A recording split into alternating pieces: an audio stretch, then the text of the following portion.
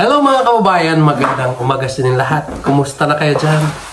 So dito kami ngayon mga kababayan sa bahay ng Istong. So pinapaumpisahan naman po niya pagpagawa yung bahay niya. Kasi hindi pa ito na mga kababayan natapos. Kasi inuna niya yung simbahan nila doon sa ibabaw, no? So nakita ninyo sa vlog ni Istong na yung simbahan nila ay malapit na matapos ito. Flooring na lang doon sa... maglagay pa ng flooring. So flooring na lang yung kulang.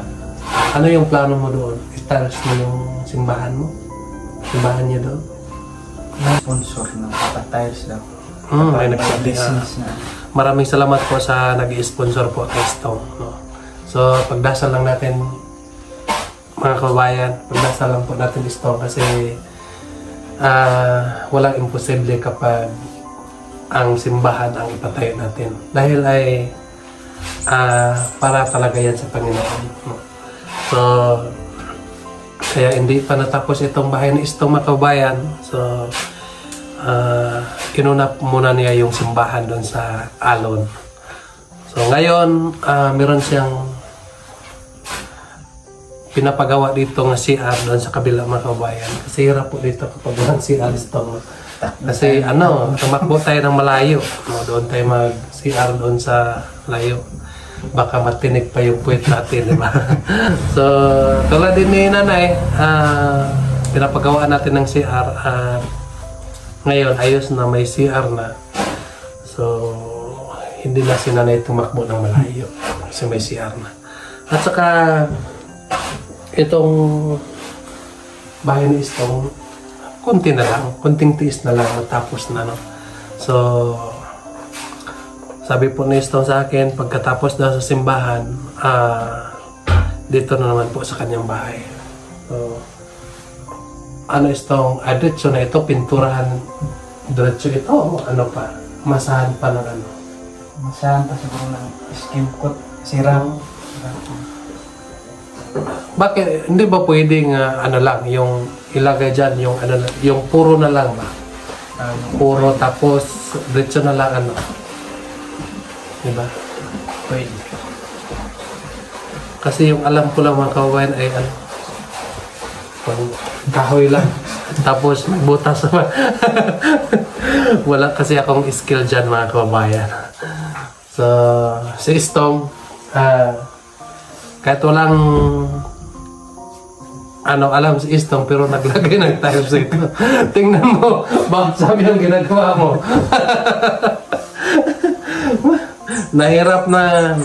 Nahirapan na si Istong ayusin mga kababayan. Kasi kapag ituloy niya, hindi na masira yung door niya. So ginawa, Adjust na lang. Adjust na lang sa taas. So mag-adjust na lang si Istong sa taas mga kababayan kasi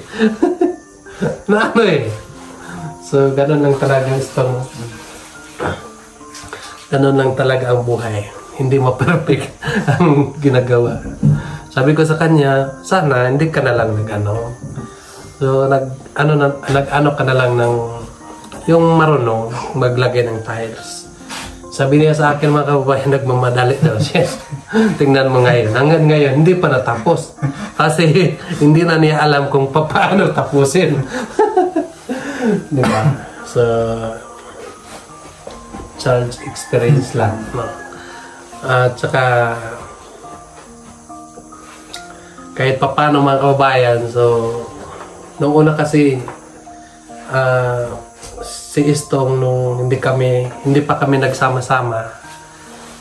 So yung bahay nila ay nandoon sa kabila, dyan sa kanyang papa. Sako. Nakatabi lang po sila ng sako. Tapos yung atip nila ay, yung atip nila nung una? Yung bubong ninyo? Sin. Opo. Pero yung dingding nila ay sako lang. So ngayon mga kababayan, so may nagbago na kay Istong. Nakasiminto na yung kanyang dingding. So may yero na din sa kanyang atip mga kababayan. So grabing blessing po So kung hindi dahil po sa inyo mga kabayan, hindi namin ito tawag yan. Anong tawag dyan? Hindi namin ito ma-achieve. Opo. Kasi kung wala kayo. No? So dahil po sa inyo nga walang sawang nagasubaybay sa amin, nagawa namin ito lahat mga kababayan. Tsaka meron lang po akong itanong kay Istong kasi alam niyo naman nga si Istong yung kasawa ko palagi. So noong isang buwan mga kababayan ay isa na siya sa PBT ng Davao. Ano? So sa akin naman po mga kababayan, bilang tito niya ay malaki yung papasalamat ko kay Sir Paul dahil po ay isa na rin siya ka PBT. Kasi siya talaga yung right hand ko mga kababayan. Siya yung anong tawag yan ito? Basta yun na, no? Siya yung kasama ko, no? Siya talaga yung naggawa ng aking YouTube nung una. Siya yung naggawa kasi hindi ko alam, no? Tsaka nung una pala mga kababayan at nagsabi yung papa niya mag-vlog na lang kayo, no?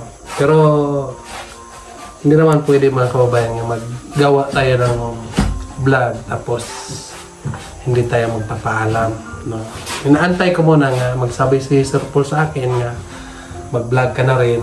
So sinabihan ko na si Istong. Si Istong ay hindi pa si Istong yung pangalan niya noon. Siya pa si Tiwi. Tiwi. Hanggang ngayon yung tawag ko sa kanya si Tiwi pa rin, no? So yun mga kababayan, nag-vlog na kami kasi sabi ni Sir Paul na mag-vlog na daw. So sa awa naman ng Panginoon mga kababayan ay marami naman din tayong nagsuporta sa atin, nagmamahal sa atin dahil po kasama tayo sa Pugong Biyahero dahil ay bunga ng Pugong Biyahero mga kababayan. Balay sanga tayo sa Pugong Biyahero. So yung mga yung mga nag-follow sa atin ay galing din kay Sir Paul. So malaking papasalamat ko po sa lahat ng mga nanonood ng vlog ni Sir Paul dahil po ay hanggang ngayon nandyan pa rin sila, laging nagkasubaybay. At saka nung pagkatapos mga kabayan, yung pagkatapos na hindi pala. Yung pagkatapos nga sinabihan ni Sir Paul si Istong kasama na siya sa PBT. Minsan na lang kami nagkasama. Dahil po si Istong, na-busy lang si Istong. Hindi naman ibig sabihin nga isa na siya sa PBT tapos hindi na kami magkasama. Hindi. Kasi yung simbahan kasi yung inuuna kasi may nagtulong, may nag-sponsor sa simbahan. So kailangan yung tapusin mga kabayan. So si Istong araw-araw siya nandoon. Pagkatapos magsabi lang siya sa akin nga sabi ka lang kung mag-vlog tayo. Kasi inintindi niya yung simbahan para matapos na habang may nag-sponsor pa doon sa simbahan. So ayos po mga kabayan, no? Dahil para yan sa Panginoon. So ngayon ay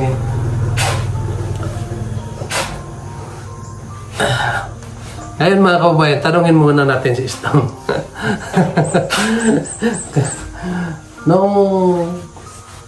Kumusta yung pakiramdam mo? Kumusta yung pakiramdam mo nga sinabihan ka ni Sir Paul nga isa ka na sa PBT?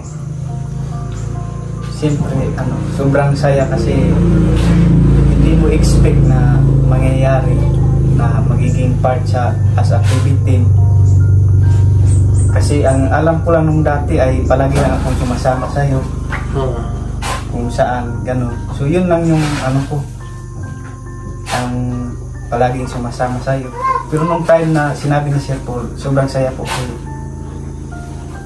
Siyempre, as a part of PB team nga ano, na kasama si Sir Paul na ano, malaking charity vlogger. So bihira lang po kasi yung ano na magiging part. Siyempre, kailangan mo nang dumaan sa mga pagsubok, ganun. I-test mo na ni Sir Paul. Tama po yun. So maraming gustong makasali ng PB team, pero mahirap, no? Dahil marami pang mga pagsubok ng ating maagihan. Kaya ay pinilit lang din ni Sir Paul yung makasama sa PB team, no? Yung nakita na niya, yung nakasama na niya ng ilang taon na tulad sa'yo, kasi ilang taon na rin tayo nag-vlog, 4 years? Apat na. Yes, mag-apat nga taon na kami nagsama. So nakita din ni Sir Paul, mga kababayan, nga si Istong ay walang pinagbago sa akin, no? Parang yung pinagkatiwala ko lang sa kanya, no? So siya na yung bahala, no? At walang kasaling, anong sabi sa Tagalog yun, walang kung yun lang ang ibigay ko sa kanya, yun lang din ang tatanggapin niya. So ganun lang po, mga kababayan. So 4 nga taon na kami nagkasama. So wala pa akong narinig kay Istong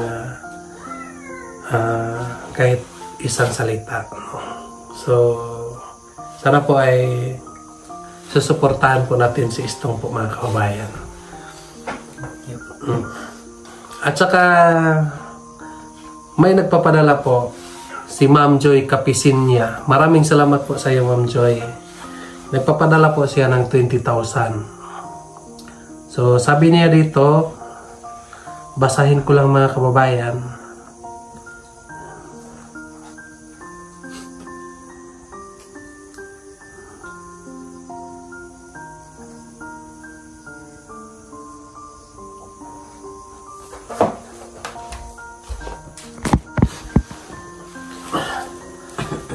Sabi niya dito, mga kababayan, ay Bombay, nag-send ako ng 20K. So maraming salamat po sa iyo, Ma'am Joy.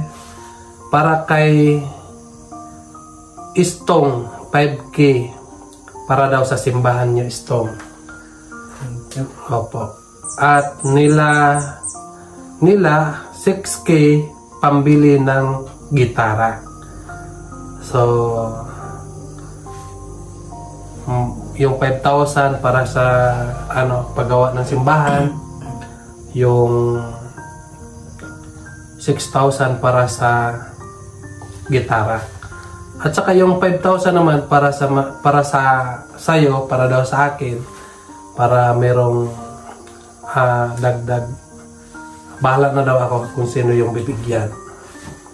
At saka yung 3K, yon ang gagastusin natin pangbili ng gitara doon sa Davao, at panggas, at saka pang-stock na naman.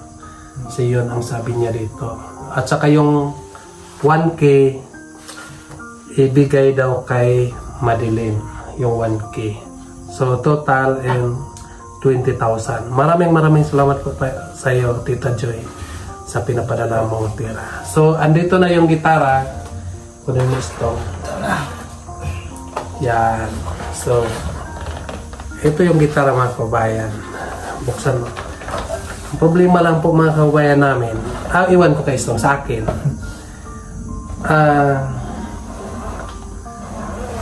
Gusto ko po yung gitara. Kaso lang po, yung gitara ayaw sa akin. No? Hindi talaga ako marunong mag-gitara. No? So So Istong, marunong ka ba mag-gitara? Hindi. Marunong ka maghawak? No, hawak lang. Tsaka meron naman din kaming pamangkin nga marunong mag-gitara. So siya na lang yung bahala dito mag-gitara. Sa amin ay ilagay natin nga marunong ako kumanta. Hindi naman din ako marunong kumanta. So wala talaga, no? At ito na yung gitara, ma'am. Maraming salamat po sa yung magandang kalooban nga nagpapadala para sa simbahan nila Istong. So ang problemahin na lang natin doon ay yung kuryente, di ba? So yun yung plano namin, kasi may nagpadala din naman kahapon. Kahapon ko pa naibigay, mga 45,000 yung naipon namin. So ang plano namin, magpakabit na lang ng kuryente. Gano'n na lang, magpakabit na lang kayo ng kuryente. Tapos para nindot, bili kayo ng speaker, yung malaki. Kasi yung pera ng simbahan, hindi talaga pwede yan kagamitin ng ano. Dahil kapag gumamit tayo pa rin ang maparusahan. Dapat yung para sa simbahan ay para sa simbahan lang yan. At meron naman nagtatrabaho doon, di ba? So yung motor natin nandoon pa, kasi hindi madaanan ng sasakyan yung simbahan, mga kabayan. So kaya ay yung motor na lang maghakot ng mga buhangin. At nandoon sila ngayon nagpatuloy na gawa. Ito ba?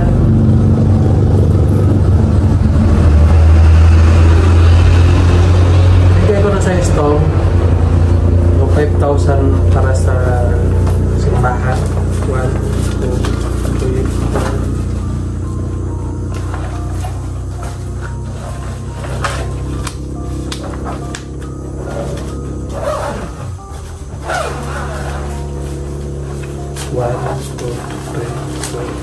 Oh, 5,000. So, ikaw na yung bahala dyan para sa simbahan. No? So, kayo mga kabayan ay maraming salamat po sa inyo na laging nagasubaybay, laging tumulong. So, sana po ay laging maayos kayo. At lagi lang tayo magdadasal, mga kabayan, na gabayan tayo ng Panginoon. So yun lang talaga ang pinaka-importante, no? So kami ay magdadasal din para sa inyo, para mas lalong marami pa tayong matulungan ng mga kababayan natin. Si Istong naman po, mga kababayan, ay tulungan din natin siya nga umangat yung kanyang YouTube, no? At saka sa lahat ng PB team, sana po mga kababayan ay lagi nating panoorin yung mga vlog, lalo na po kay Sir Paul, no? So congrats pala kay Sir Paul, mga kababayan, no? 4 million na itong palakpakan nito. So maraming salamat, no? Natutuwa po ako nga 4M na yung kanyang subscriber. So nung kami pa, yung unang vlog niya sa akin, mga kabayan, ay magkaano pa yung YouTube niya? Hindi pa umabot ng 3 million. Hindi pa umabot ng 3 million. Mahigit 2 million pa yun. So ngayon ay 4 million na po. So napaluha din ako, mga kababayan, no? Alam nyo naman mga kababayan nga gaano kalaki yung natulong ni Sir Paul sa akin, sa amin ni Istong. Dahil po ay siya talaga yung ginawa ng Panginoon na tulay para matulungan kami. So tuwang-tuwa po ako nga naging 4 million na po ang subscriber na Sir Paul. So congrats po dahil sa yung congrats po nga 4 million ka na. Sana po bukas ay 5 billion. Diba? So, ipagdasal po natin mga kabayan nga umangat pa yung mga subscriber natin para marami pa tayong matulungan ng mga nahihirapan ng tulong. Nahihirapan ng mga kababayan natin dito sa Kabukiran. So, di ba? Yun lang po yung mga hangad natin. So, yun lang po mga kababayan. Magpapaalam na po kami sa inyong lahat. Maraming salamat po sa inyong lahat na walang sawang nagasubaybay sa aming YouTube. Huwag yung kalimutan mga kababayan, paki-subscribe po kay Istong po mga kababayan, no? Para umangat din yung kanyang vlog, yung kanyang YouTube. Yan lang po. God bless you. Mag-ingat ka dyan palagi. Bye-bye.